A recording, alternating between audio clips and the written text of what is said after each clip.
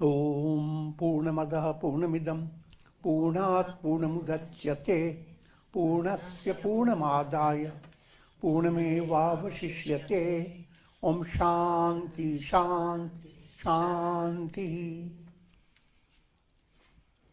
And now for a devotional song. It was written by the mother of our ashram, Sri Swami Lalitanandji. It will be sung this evening by Swami Umananda, accompanied by Rajneesh. It is entitled, O Heavenly Bliss Unfold.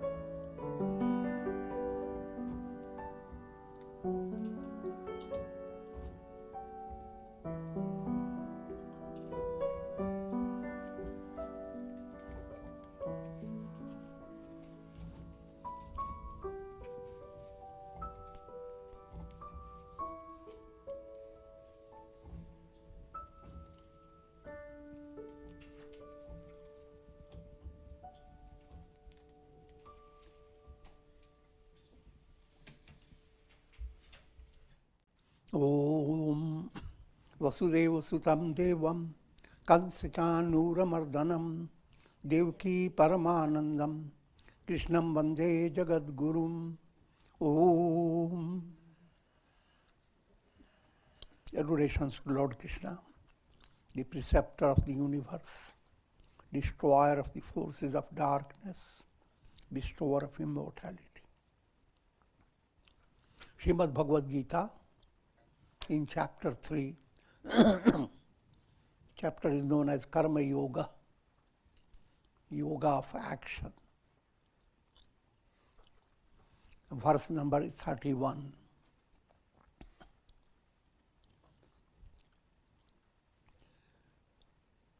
At this stage, Lord Krishna gave insight into how to perform karma action in daily life. And the highlights: perform all actions with sharanagati. Sharanagati means surrender to God.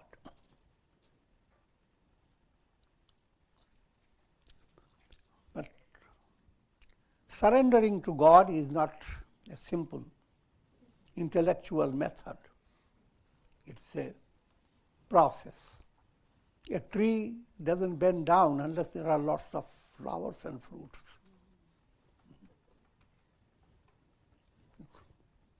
Someone gives a lesson to the tree: grow and surrender.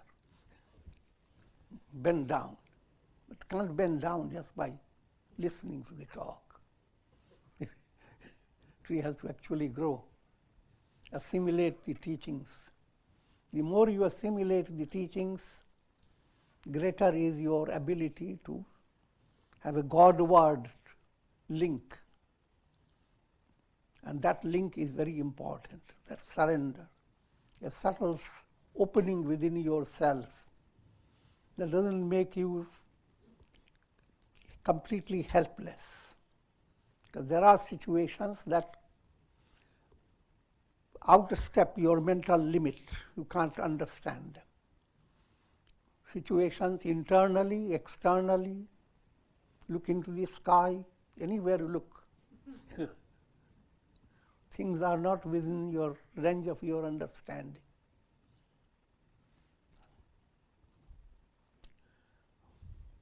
Therefore, surrendering to God, a link that you are related to God, that has to be highlighted. And as we go on, we will understand more.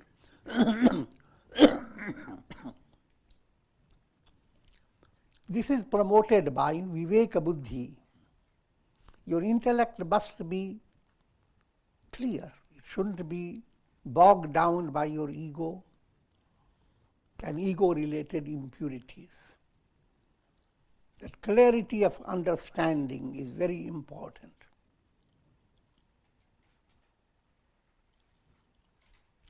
As your intellect becomes purified,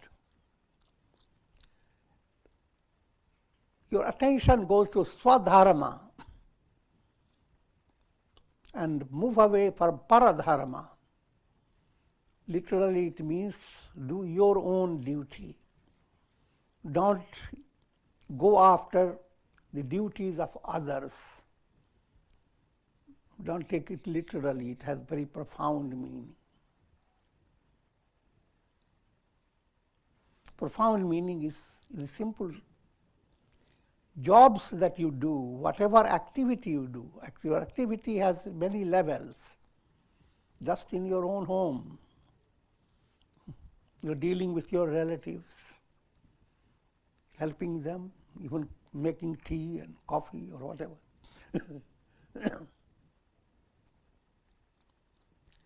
When you are doing whatever job you do,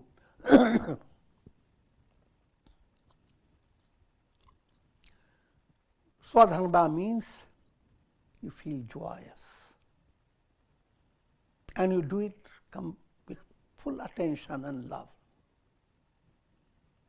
You don't spill even a single drop. And don't take too much time. And when you bring your tea, not make your hand shake. I'm joking. I'm trying to understand. How every little work you are doing can be karma yoga, or it can be just a distracted work. You are doing it, when will I finish it? Your mind is going after one thing after another. So, the jobs that are ordinary, regular jobs at home, jobs that you line up with as you live in society. Some become engineers, some become doctors, some become teachers, and think of many more things. some are computer experts. Whatever job you enter into, it should be, you should not be in conflict with it. You do not develop the idea that this is so miserable job, but I will bear with it because it gives me money. So you don't enjoy doing your job, you do it as a kind of, you are burdened by it, you are forced to do it. What you love in it is the money that comes. That causes a tremendous psychological damage. Day by day, your life is moving on. Your mind has no relaxation because what you are doing is not enjoyable by you. Solution is bring God in this process. God has placed you in that. Your ego doesn't like it. It seems you don't like it. But there have been many situations you didn't like, but when those situations passed on, and then you thank God, I got that opportunity. So, that point has to be always understood. There is, all things are not within the range of your understanding. So therefore, even though the work doesn't seem to be very agreeable to you, and you are, but in divine plan, you are linked up to the job. Therefore, turn to God and start putting your energy in your job in a way that every day you perform your job and come back, mind relaxed. Not mind always coming back from your office with all the story of grudges and pouring down to your family.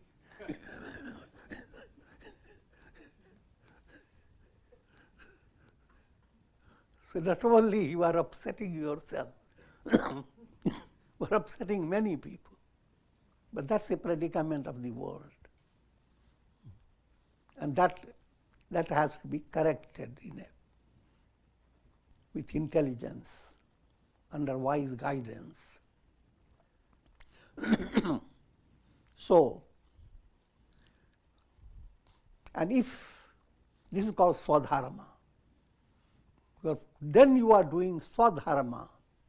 If you are not being contradicted by the work, you develop an attitude, God has placed you, and let me consider this as an offering, as a kind of worship of God.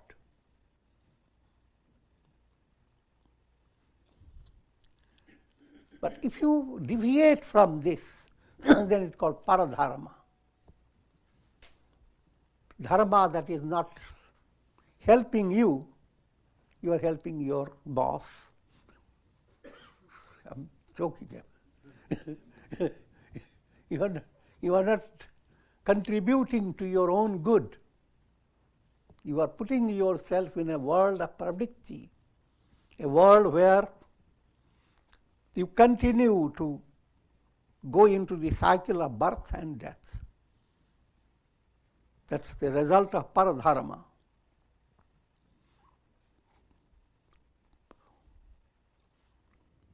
The result is mind becomes more and more addicted to desiring. Because when you have swadharma, you begin to relax, even without going after your mind. What do you desire? Because there is profounder fulfillment comes to you automatically.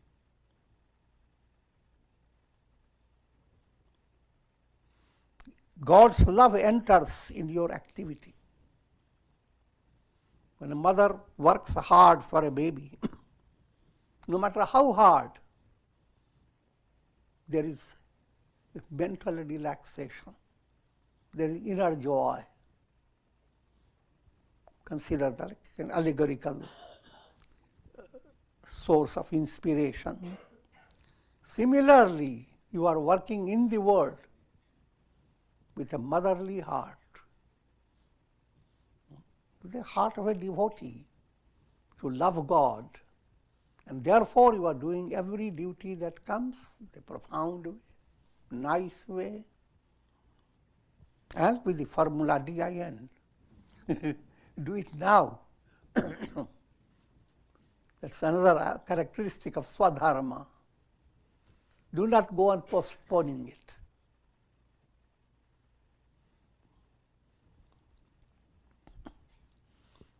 When Swadharma is performed properly, what happens? You begin to enjoy your life.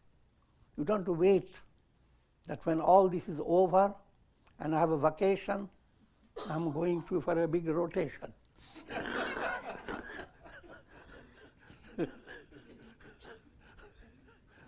What a fun it will be when you rotate in a whirling machines. I have nothing against it, but understand what I'm saying.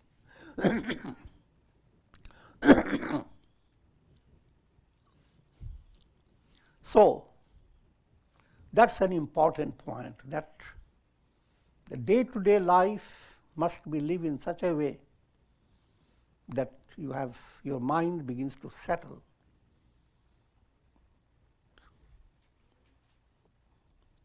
And you are able to begin your day with prayer. You continue to feel the prayerful spirit operating in your heart. The only thing you are now looking for is the bigger sweetness of God. So when your day is over, you shake off your worrisome situations, like a bird having crossed over a river or lake, flutters the wings and shakes off every drop of water.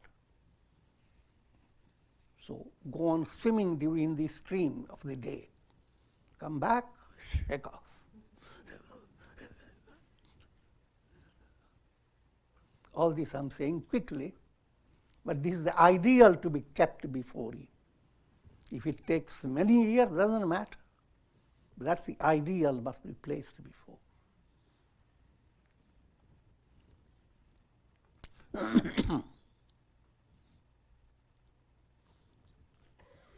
Then that type of Swadharma, what happens? The type of a heart builds within with yourself, develops. That heart is not overwhelmed by external achievement. Your heart has tasted the sweetness of divine love. So, external achievements is a part of God's show. You handle it, thank God for everything that you get, but what you are looking for is divine love.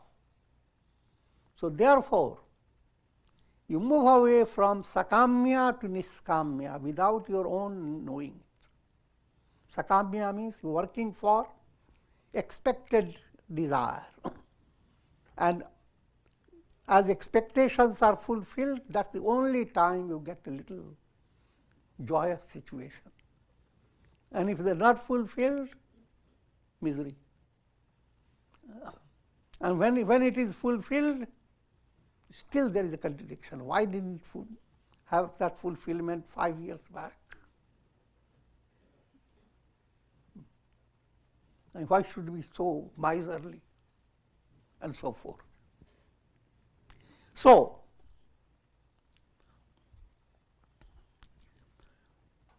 Swadharma acharana, doing Swadharma opens a channel to Nishkamya, becoming detached from the fruits of karma.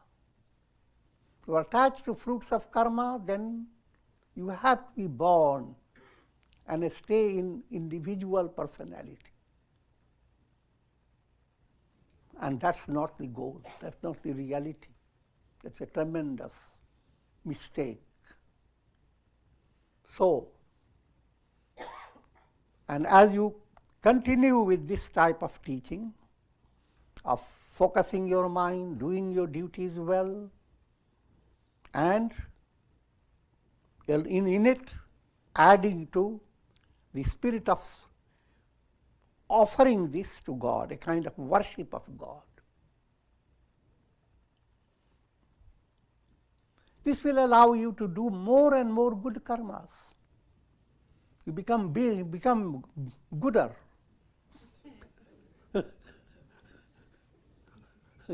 Your karmas become more and more gentler, gracious, generous, commendable.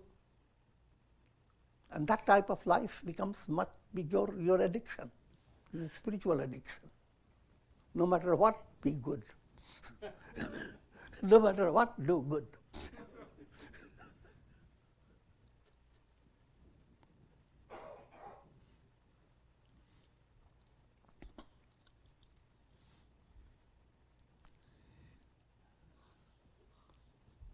So those who are endowed with ye me matmidam nityam anutishtanti manava shraddhavanto na suyanto muchyante tepi karmabhi. Those who are endowed with faith and are free from the vice of finding fault with my teachings. This is what I described, his teachings. Do your swadharma and offer it to God. That's his teachings. Those who are unable to do that, they are now moving towards paradharma, that means cycle of birth and death. And the horror in that movement cannot be imagined. Because one life gives you lots of horror. And life after life, that's Atmahanojana. You are a serial killer of your own self.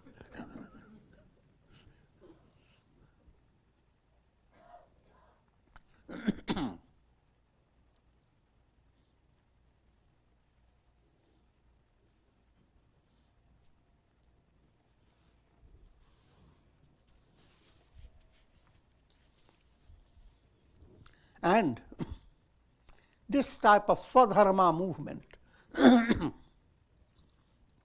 gets nourished by Shraddha. Shraddha is faith. Everyone is born with a potential faith. When a baby comes in the arms of the mother doesn't go into the question, is it my baby? Did a ghost brought it? I'm joking. The baby doesn't develop any contradiction. It's spontaneous. In every individual, that faith makes you more than what you are in your physical appearance. Physical appearances are just little. Faith makes you shine. A bird is just small, but faith makes it fly. Faith that makes everyone's life joyous. But that faith has to be allowed to shine in its intrinsic glory. Sanskrit word for faith is Shraddha. Shraddha. Dha is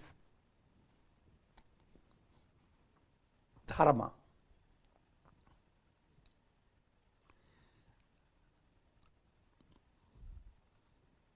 In this particular context, dha is pure intellect, buddhi. Buddhi that holds, reflects truth. Sat is truth. Your buddhi reflects it, intellect reflects the truth. And only in time the intellect can give a description, a rationality about that, what is reflecting. try to understand that faith allows your intellect to bring a profound knowledge, a source of profound strength. Your intellect in the beginning is not doesn't understand it, but it reflects it. As you integrate yourself, your intellect understands it. So Shraddha becomes Virya as your intellect begins to grasp it. That you have to, this is advanced psychology, Vedantic psychology. Let me turn your attention to Raja Yoga. It says Shraddha gives you Virya, amazing strength. When a strength enters, then there is a recollection, recall. All the time you are recalling your miserable personality. Misery after misery. Now you begin to recall. You are instrument in divine hands. You are soul that has gone through many embodiments.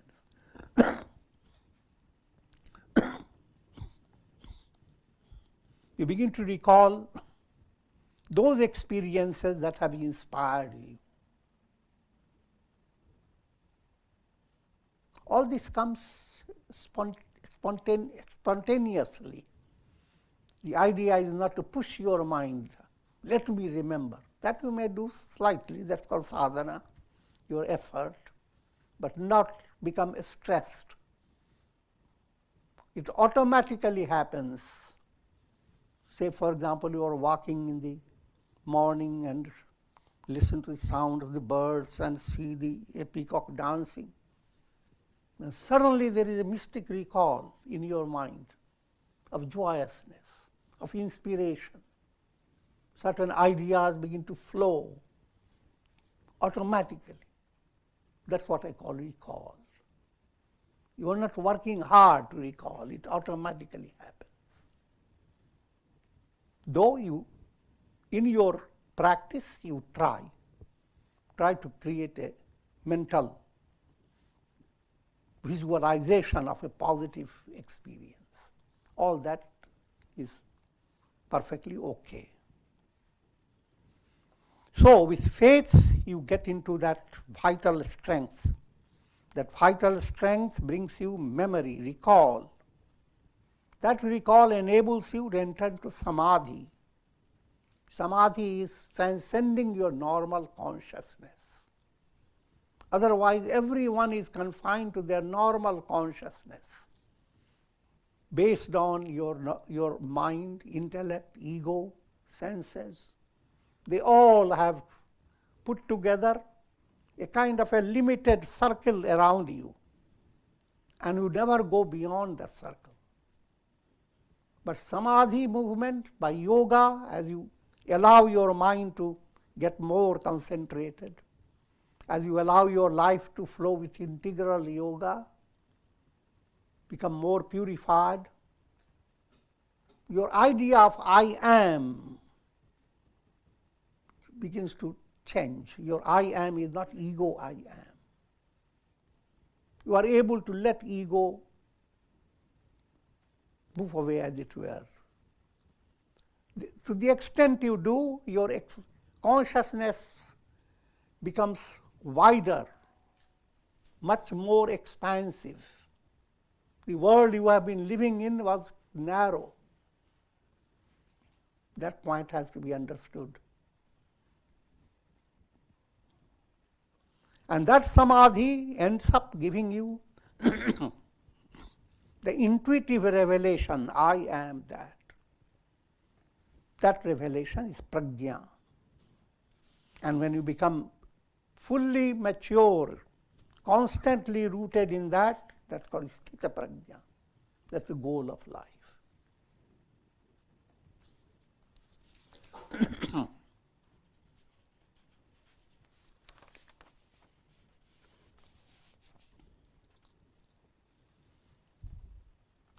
verse number 32.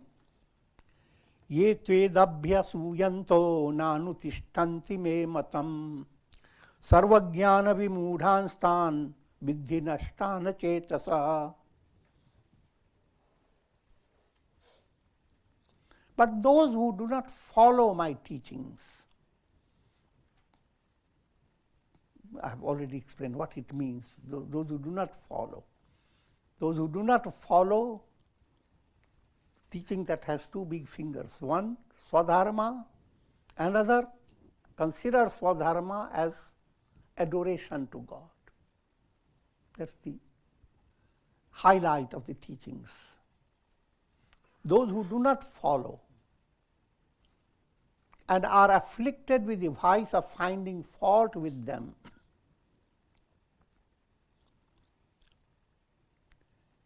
know them to be dull-witted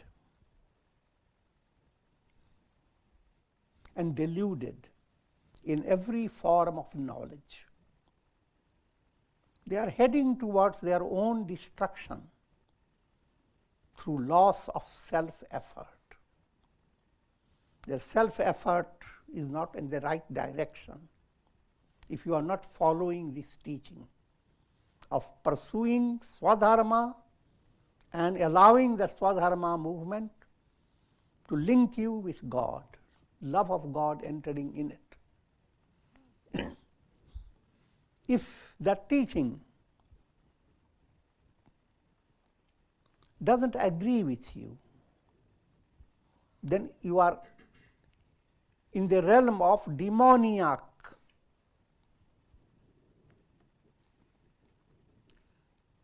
world.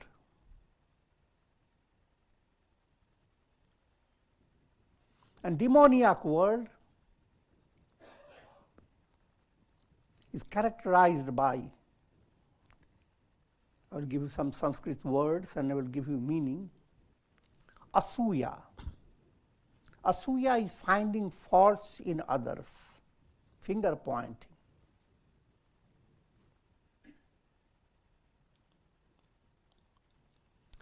Asuya in general is jealousy.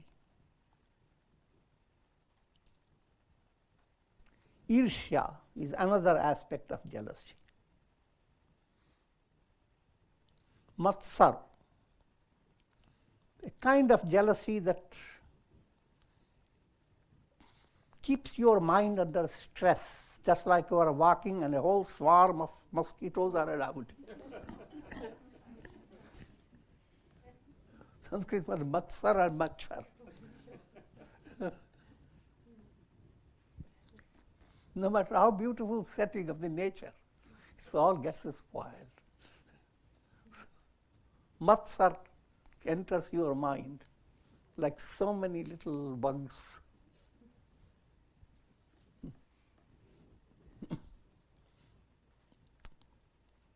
And in daily conduct, matsar implies whatever you are doing, you consider yourself very great. Whenever you see others' slightest mistakes or even their slightest goodness, you become agitated. That type of nature is matsar.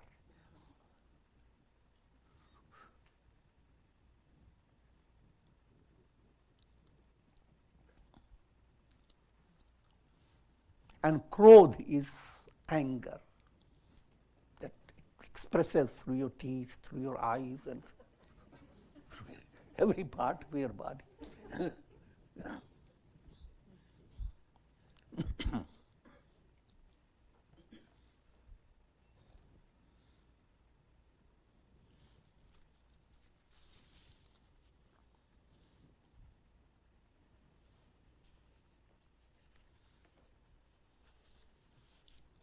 Those who are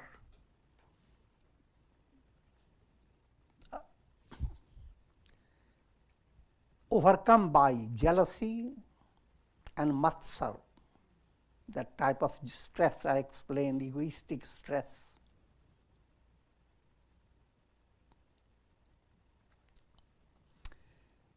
they succumb to uncontrollable anger.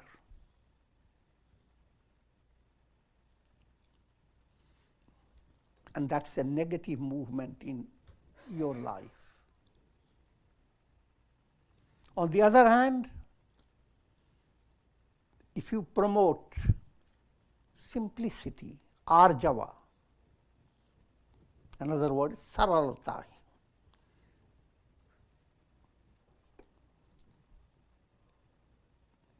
simplicity, nishkapatata, nothing to hide, or behaving in a deceptive manner, becoming a little of a fox.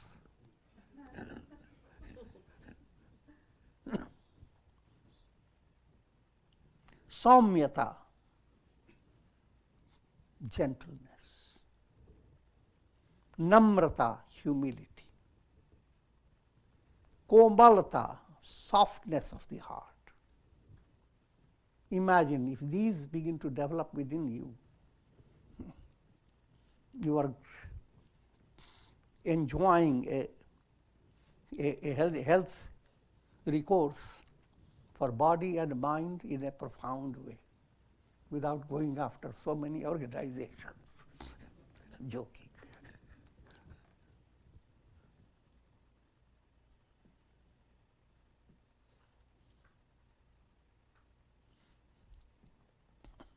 If you do not control your anger, becomes uncontrollable, then you cannot control your ego either.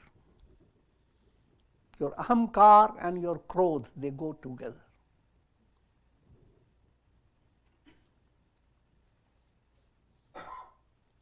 And when ahamkar and krodh go together, I'll give you a ugly simile. Look at a mighty buffalo with swarming bugs all over the head. When ahankar, ego, and anger is there, then you have lots of negative vibrations buzzing over your head.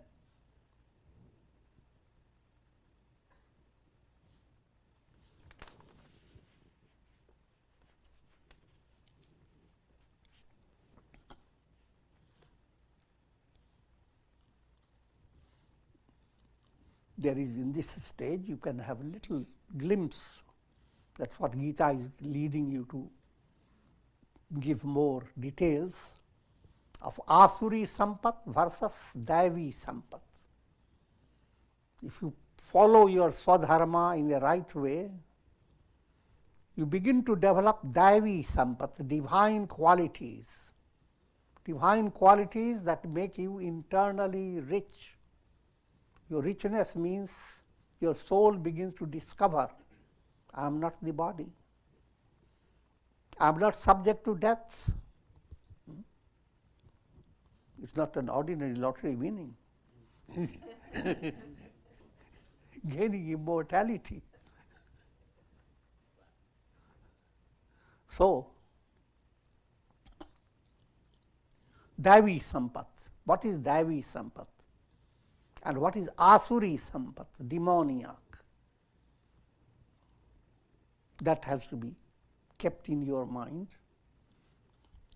And just to remind, it will be given in detail in 16th chapter of the Gita. But here I will just give you highlight. Dambho darpo bhimanascha, krodha parushyam Dambh, hypocrisy. Darp, arrogance. Abhiman, pride. Krodh, anger.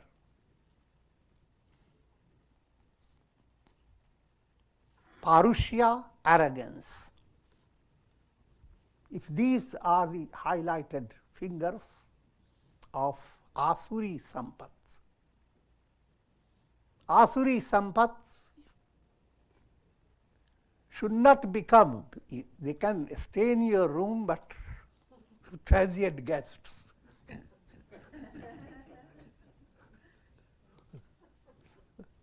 They should not become a part of you, because they are big thieves, highway robbers. You do lots of sadhana, lot of mantras, and one act of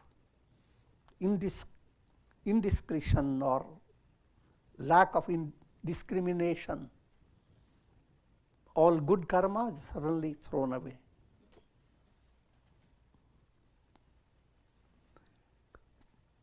Davi Sampat, on the other hand, just few points I will. Abhayam, fearlessness. Sattva Sanshuddhi, purity of your heart. Jnana Yoga Vyavasthiti, you become deeply involved in integral yoga. Your life flows in harmony with yogic movement. Dana, charity. Dhamma, control of senses. Ahimsa, satyam, absence of anger, all those are Davi qualities, all virtuous qualities, they are Davi Sampats. Those Davi Sampats has to be developed, and your mind should be focused on developing them. They are, again, not ordinary attainments. Their attainment is sahaj, just like a tree brings out flower. So you have to bring your personality, your life, in such a simplified way that suddenly you begin to experience the joy of humility, the joy of a generous heart, and so forth. And suddenly begin to realize how much you have impacted upon the world around you by developing these Davi Sampats.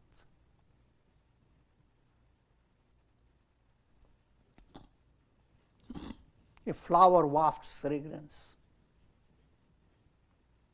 but it doesn't have any illusion about how many are being benefited by my fragrance.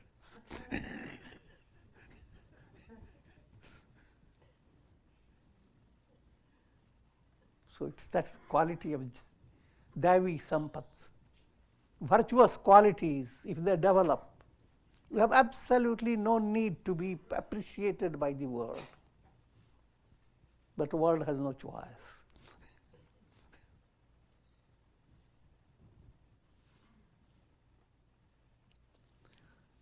Sadrisham cheshtate swasyaha prakriter jnanavanapi prakritim yanti bhutani nigraha kim karishyati.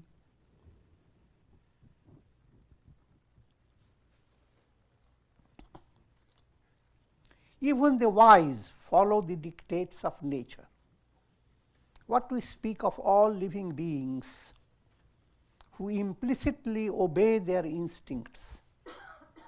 Therefore, what can restraint do?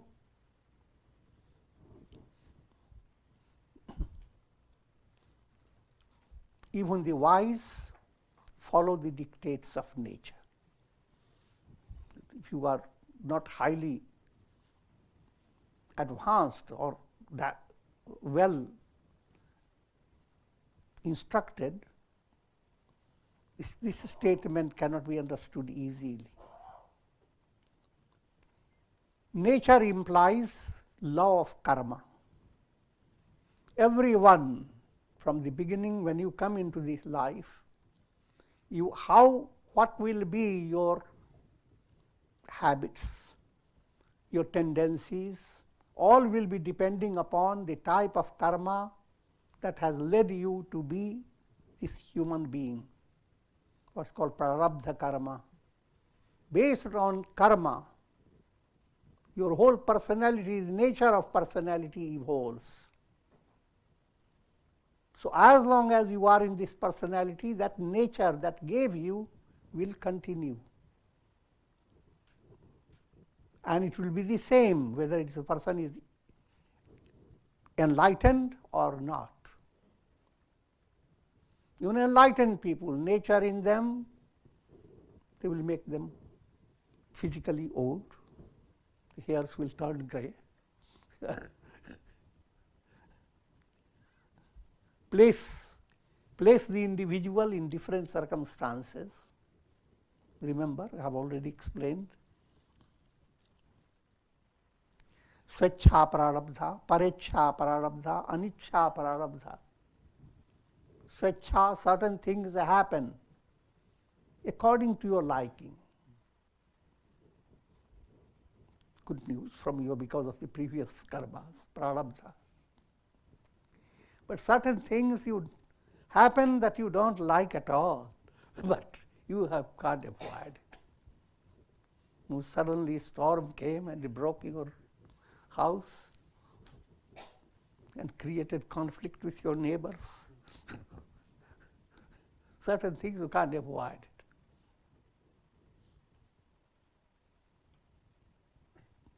And parecha prarabdha.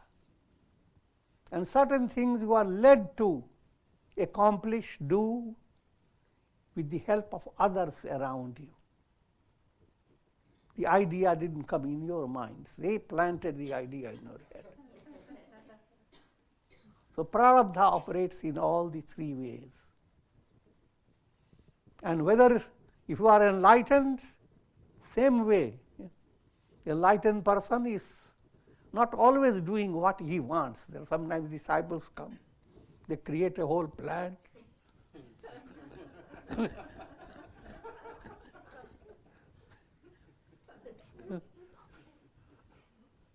But karma in a sage wears off to the advantage of the masses. It is always, if karma was not there in a sage, there will be nothing to follow, there will be no illustration, no example. So in a sage it is a different. While sage goes through these karmas, he is not creating any karma. His basic foundation of karma has been burnt up. That's ignorance. The notion I am the doer, that's not there. He is no longer looking for a world of karma, going from one embodiment to another. So all that has been removed. So that's a big difference. But outwardly, देह धरे का दंड है, सब काहू को होए. Everyone is under the control of karma.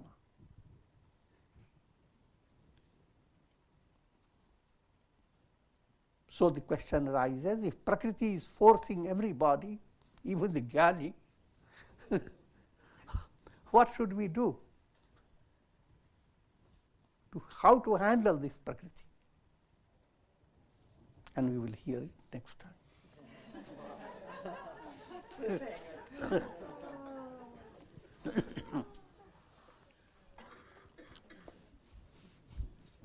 Om Trayambakam Yamahe Sugandhim Pushti Vardhanam Urvarukma Bandhanan Mrityor Mukshiyamamritat Om Sarve Bhavantu Sukhina Sarve Santu Niramaya Sarve Bhadrani Pashyantu Ma Kashchid Dukha Bhag Bhavet Om Shanti Shanti